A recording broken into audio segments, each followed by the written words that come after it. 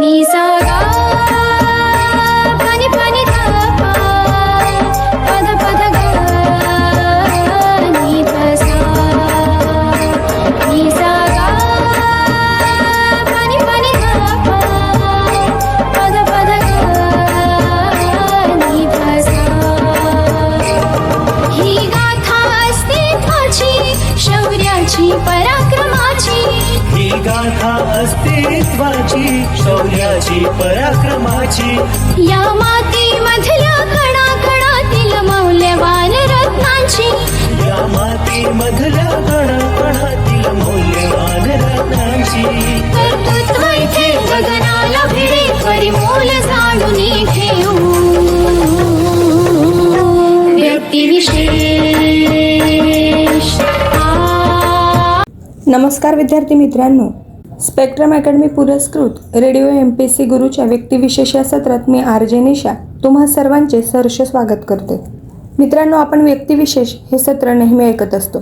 त्यामध्ये आपण कला, शैक्षणिक, सामाजिक या सर्व क्षेत्रांमध्ये ज्या व्यक्तींनी त्यांची उल्लेखनीय कामगिरी बजावली आहे अशा सर्व थोर व्यक्तींची जीवनगाथा आपण आपल्या व्यक्तिविशेष या सत्रात जाणून घेत असतो. चला तर मग आज आपण अशाच एका थोर व्यक्तीचा जीवनप्रवास जाणून घेणार आहोत. ते म्हणजे अजित अनंतराव पवार. अजितदादा पवार हे महाराष्ट्राच्या राजकारणातील अत्यंत प्रभावी, अनुभवी, त्याचप्रमाणे प्रशासकीय कौशल्यासाठी ओळखले जाणारे नेते आहेत. त्यांचा जन्म 22 जुलै 1959 रोजी अहिल्यानगर जिल्ह्यातील राहुरी तालुक्यातील देवळाली प्रवरा येथे त्यांच्या आजोळी झाला.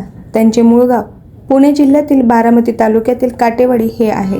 ते राष्ट्रवादी काँग्रेसचे संस्थापक नेते शरद पवार यांचे पुतणे आहेत. बालपणापासूनच सहकार, शेती, ग्रामीण विकास आणि सार्वजनिक जीवनाचे संस्कार त्यांच्यावर झाले. त्यांचे प्राथमिक व माध्यमिक शिक्षण हे देवळाली येथे झाले. पुढील महाविद्यालयीन शिक्षणासाठी ते मुंबईला गेले. शिक्षण पूर्ण केल्यानंतर ते पुन्हा बारामतीत परतले. पुढे जाऊन त्यांनी सहकारी संस्था, कृषी क्षेत्र तसेच सामाजिक कार्यातून सार्वजनिक जीवनाची सुरुवात केली. अजितदादांनी 1982 मध्ये सक्रिय राजकारणात प्रवेश केला. त्याच वर्षी त्यांची सहकारी साखर कारखान्याच्या संचालक मंडळावर निवड झाली. सहकार क्षेत्रातील त्यांच्या या कामामुळे त्यांना ग्रामीण अर्थव्यवस्थेचा प्रत्यक्ष अनुभव मिळाला. 1991 मध्ये ते पुणे जिल्हा मध्यवर्ती सहकारी बँकेचे अध्यक्ष झाले आणि दीर्घकाळ या पदावर कार्यरत राहिले. त्यांच्या कार्यातून त्यांनी सहकार चळवळीला बळकटी दिली. महाराष्ट्र राज्य सहकारी बँक, महाराष्ट्र राज्य सहकारी दूध उत्पादक संघ, वसंतदादा शुगर इन्स्टिट्यूट, महानंद आणि विविध सहकारी साखर कारखाने व इतर अनेक सहकारी संस्थांमध्ये त्यांनी संचालक किंवा अध्यक्ष म्हणून महत्त्वाची जबाबदारी सांभाळली. त्यामुळे सहकार क्षेत्रातील त्यांचे योगदान विशेष मानले जाते. शैक्षणिक क्षेत्रातही त्यांचा सक्रिय सहभाग राहिला. ते विद्या प्रतिष्ठान बारामतीचे विश्वस्त असून रयत शिक्षण संस्था, छत्रपती शिक्षण संस्था तसेच पुणे जिल्हा शिक्षण मंडळ यासारख्या संस्थांशी संबंधित राहिले. ग्रामीण भागात गुणवत्तापूर्ण शिक्षण उपलब्ध करून देणे, आधुनिक शैक्षणिक सुविधा निर्माण करणे आणि विद्यार्थ्यांसाठी संधी वाढवणे यासाठी त्यांनी अनेक उपक्रमांना पाठिंबा दिला. क्रीडा क्षेत्रातही अजितदादा पवार यांनी उल्लेखनीय योगदान दिले. ते महाराष्ट्र राज्य खो खो असोसिएशन आणि कबड्डी असोसिएशन व महाराष्ट्र ऑलिम्पिक असोसिएशनचे अध्यक्ष राहिले. ग्रामीण भागातील पारंपरिक खेळांना प्रोत्साहन देणे, खेळाडूंना सुविधा उपलब्ध करून देणे आणि राज्यातील क्रीडा संस्कृतीला चालना देण्यासाठी त्यांनी विविध प्रकारचे प्रयत्न केले. संसदीय राजकारणात त्यांनी 1991 मध्ये बारामती लोकसभा मतदारसंघाकडून खासदार म्हणून निवडणूक जिंकली. त्यानंतर त्यांनी काका शरद पवार यांच्यासाठी खासदारकीचा राजीनामा दिला आणि विधानसभा राजकारणात सक्रिय सहभागी झाले. त्याच वर्षी ते बारामती विधानसभा मतदारसंघातून आमदार म्हणून निवडून आले. त्यानंतर 1995, 1999, 2004, 2009, 2014 आणि 2019 प्रमाणे 2024 अशा सलग निवडणुकांमध्ये त्यांनी विजय मिळवत बारामतीचे सातत्याने प्रतिनिधित्व केले. बारामतीच्या विकासात रस्ते, सिंचन, शिक्षण, औद्योगिक गुंतवणूक, शेती व्यवसाय, पाणी पुरवठा आणि नागरी सुविधा यामध्ये त्यांनी महत्त्वाची भूमिका बजावली. त्यामुळे बारामती हा राज्यातील सर्वाधिक विकसित मतदारसंघांपैकी एक मानला जातो. महाराष्ट्र शासनात त्यांनी अनेक महत्त्वाची मंत्रिपदे भूषवली. 1991 ते 1992 या काळात त्यांनी कृषी फलोत्पादन आणि ऊर्जा राज्यमंत्री म्हणून कार्य केले. त्यानंतर जलसंधारण, ऊर्जा आणि नियोजन, पाटबंधारे, ग्रामविकास, पाणी पुरवठा व स्वच्छता, जलसंपदा, लाभ क्षेत्र विकास, ऊर्जा, वित्त व नियोजन यासारख्या अत्यंत महत्त्वाच्या खात्यांची जबाबदारी त्यांनी सांभाळली. जलसंपदा मंत्री म्हणून सिंचन प्रकल्प, धरणे, कालवे आणि पाणी व्यवस्थापनावर त्यांनी विशेष भर दिला. राज्यातील शेतीला सिंचन सुविधा उपलब्ध करून देण्यासाठी त्यांनी अनेक प्रकल्पांना गती देण्यात नेतृत्वाची भूमिका बजावली. अजितदादा पवार हे महाराष्ट्राचे सर्वाधिक वेळा उपमुख्यमंत्री पदाची शपथ घेणाऱ्या नेत्यांपैकी एक आहेत. त्यांनी विविध कालखंडात उपमुख्यमंत्री म्हणून काम केले.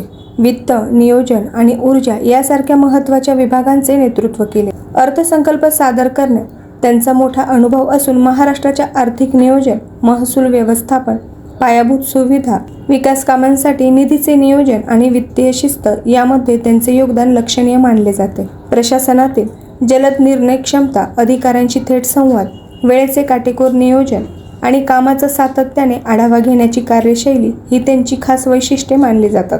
अजित पवार यांचा राजकीय प्रवास अनेक महत्त्वाच्या घडामोडींनी गाजला आहे. 2019 मध्ये त्यांनी भारतीय जनता पक्षाचे नेते देवेंद्र फडणवीस यांच्यासोबत उपमुख्यमंत्री म्हणून शपथ घेतली होती. मात्र हे सरकार अल्पकाळ टिकले. त्यानंतर 2023 मध्ये राष्ट्रवादी काँग्रेस पक्षात मोठी राजकीय फूट पडली आणि त्यांनी स्वतंत्र गटाचे नेतृत्व स्वीकारून मुख्यमंत्री एकनाथ शिंदे यांच्या मंत्रिमंडळात उपमुख्यमंत्री म्हणून प्रवेश केला. या घडामोडींमुळे महाराष्ट्राच्या राजकारणात मोठे बदल घडले आणि ते समकालीन राजकारणातील सर्वाधिक चर्चेचे नेते ठरले. पुणे जिल्ह्याचे पालकमंत्री म्हणून त्यांनी रस्ते, मेट्रो, औद्योगिक विकास, पाणी पुरवठा, नागरी सुविधा आणि पिंपरी चिंचवड शहरातील पायाभूत विकासासाठी अनेक निर्णय घेतले. त्यामुळे पिंपरी चिंचवडच्या विकासात त्यांचे योगदान वारंवार अधोरेखित केले जाते. त्याचबरोबर स्पष्ट वक्तेपणा, झटपट निर्णय घेण्याची शैली आणि प्रशासनावर मजबूत पकड यामुळे ते नेहमीच चर्चेत राहिले. स्पर्धा परीक्षेच्या दृष्टीने अजित पवार यांच्याविषयी काही महत्त्वाचे मुद्दे लक्षात ठेवणे आवश्यक आहे. जन्म 22 जुलै 1959. जन्मस्थान प्रवरा येथील देवळाली, मूळगाव काटेवाडी. मतदारसंघ बारामती. प्रमुखपद महाराष्ट्राचे उपमुख्यमंत्री. महत्त्वाची मंत्रालये: वित्त, नियोजन, ऊर्जा, जलसंपदा, पाटबंधारे, ग्रामविकास, सहकार तसेच सहकार चळवळ, महाराष्ट्राचा अर्थसंकल्प, सिंचन प्रकल्प, पुणे जिल्ह्याचा विकास आणि राज्यातील समकालीन राजकीय घडामोडी यांचा अभ्यास करताना अजित पवार यांची भूमिका विशेष महत्त्वाची मानली जाते. महाराष्ट्राच्या राजकारणात जवळपास 4 दशकांहून अधिक काळ सक्रिय राहून अजित पवार यांनी सहकार, कृषी, जलसंपदा, अर्थकारण, पायाभूत सुविधा आणि प्रशासन या क्षेत्रात महत्त्वपूर्ण जबाबदाऱ्या सांभाळल्या. त्यांच्या कार्याचे मूल्यांकन विविध राजकीय दृष्टिकोनातून केले जाते. मात्र राज्याच्या प्रशासन, विकास आणि समकालीन राजकीय इतिहासाच्या अभ्यासात त्यांचे स्थान निश्चितच महत्त्वाचे आहे. हे व्यक्तिमत्व MPSC, UPSC तसेच इतर सर्व स्पर्धा परीक्षांसाठी अभ्यासाच्या दृष्टीने अत्यंत महत्त्वाचे मानले जाते. बारामतीत होणाऱ्या आगामी जिल्हा परिषद आणि पंचायत समिती निवडणुकांच्या प्रचारासाठी अजितदादा पवार यांच्या 4 जाहीर सभांचे आयोजन करण्यात आले होते. या सभांसाठी 28 जानेवारी 2026 रोजी मुंबईहून बारामतीकडे VTSSK क्रमांकाच्या लेअरजेट 45 प्रकारच्या चार्टर विमानाने प्रवास करत असताना बारामती विमानतळावर लँडिंगच्या वेळी अपघात घडला. रनवेच्या जवळ उतरत असतानाच विमान कोसळले आणि खाली पडताच त्याला आग लागली. हा अपघात सकाळी सुमारे 8:46 झाला. या अपघातात अजितदादा पवार यांचा मृत्यू झाला. तर श्रोते हो, हे होते आजचे व्यक्तिविशेष हे सत्र. आज अजितदादा पवार यांचा जन्मदिन आहे आणि त्यानिमित्ताने आपण त्यांचे संपूर्ण जीवन कार्य व जीवन प्रवास सविस्तर जाणून घेतला आहे. अशा या ज्येष्ठ राजकारणी आणि थोर व्यक्तीस स्पेक्ट्रम अकॅडमी पुरस्कृत रेडिओ MPSC गुरुच्या मंचाकडून विनम्र अभिवादन. आजचे हे व्यक्तिविशेष सत्र तुम्हा सर्वांना कसे वाटले हे तुम्ही तुमच्या प्रतिक्रियेद्वारे नक्कीच कळवा. त्याचप्रमाणे तुम्ही मेसेज किंवा ऑडिओ स्वरूपातही तुमचा फीडबॅक आमच्यापर्यंत पाठवू शकता. त्यासाठी आमचा व्हॉट्सअप क्रमांक आहे 8698869880 म्हणजेच 8698869880. विद्यार्थी मित्रांनो, यापुढेही हे सर्व कार्यक्रम असे सुरू राहतील. तत्पूर्वी मी RJ निशा तुम्हा सर्वांची रजा घेते. पुन्हा भेटूया अशाच ज्ञानवर्धक माहितीसह. तोपर्यंत ऐकत रहा radio MPSC Guru, spreading the knowledge, powered by spectrum academy. धन्यवाद.